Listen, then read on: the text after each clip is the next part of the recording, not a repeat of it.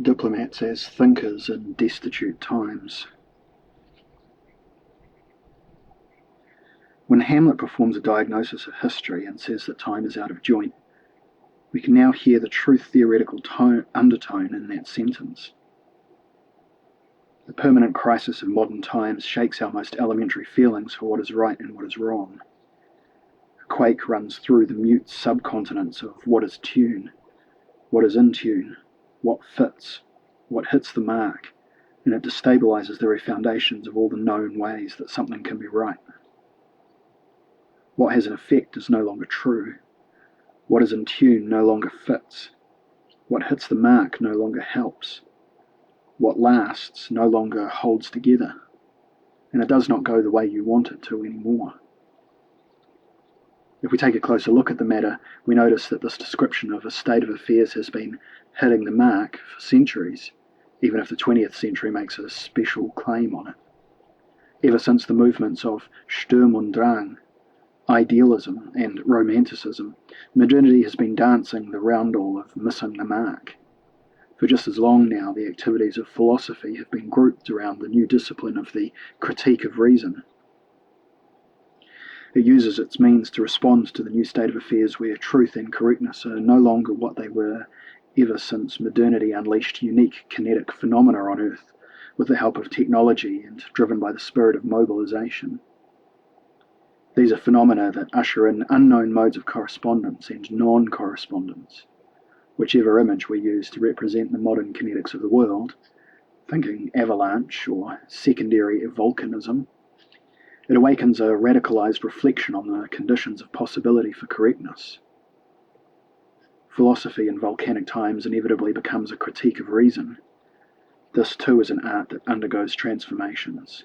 Today it cannot do its job either in a traditionally rationalist way where reason is well-founded and self-limited, a la Kant, or in the style of traditional irrationalism where reason is on trial in the name of feeling, will, faith, etc.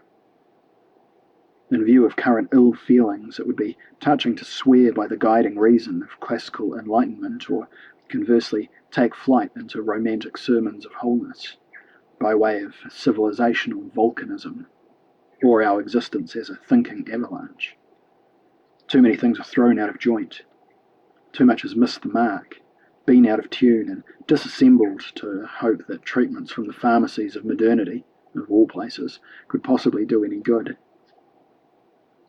Today's critique of reason can only be the research that discovers the grounds of correspondences and non-correspondences. Thus, a radical critique of reason adapts itself to an object that has become uncanny. If nothing is in tune, and nothing fits, if nothing hits the mark and nothing helps, then the time has come for diplomats. Their job is to do something in situations where there is nothing left to do. In this way they are, incidentally, the descendants of the priests. As technicians of secondary negotiation, they provide a fine print of truth that matches the harsh modern landscape.